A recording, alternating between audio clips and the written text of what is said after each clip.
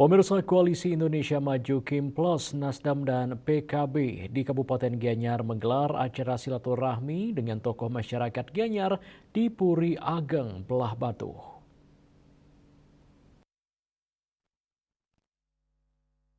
Dalam rangka menyongsong Pilkada serentak November 2024, sejumlah partai politik di Kabupaten Gianyar yang terdiri dari Partai Golkar, Gerindra, Demokrat, Nasdem, PSI, Garuda, Gelora, PAN, PBB, PKB, dan Prima telah mendeklarasikan diri pada tanggal 1 Juni 2024 bergabung dalam Koalisi Indonesia Maju (KIM).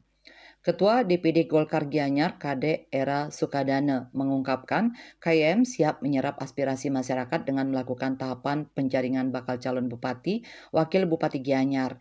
Di samping itu, dalam acara silaturahmi KIM Gianyar dengan tokoh-tokoh masyarakat Gianyar, telah diserap ide dan gagasan menuju pembangunan Gianyar lebih maju demi kesejahteraan masyarakat. Pada acara silaturahmi tersebut juga telah dimunculkan sejumlah kandidat bakal calon bupati dan wakil bupati Gianyar.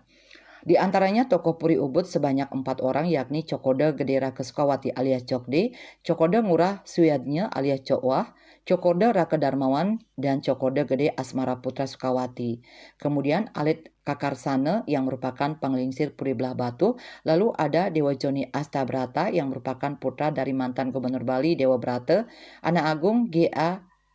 Abidama dari Puri Gianyar, Nyomandiana, tokoh masyarakat asal Bedulu yang merupakan owner agen kapal pesiar. Selanjutnya Made Dahwijana, politisi asal Tegalalang, termasuk Kade Era Sukadana, ketua DPD 2 Partai Golkar Gianyar, dan Wayan Tagal Arjuna selaku ketua DPC Partai Gerindra Kabupaten Gianyar.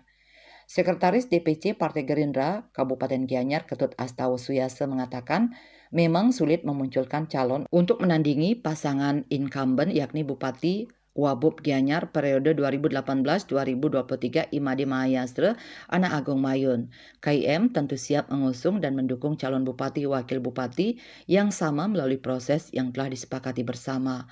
Wirnaya Bali Pos melaporkan.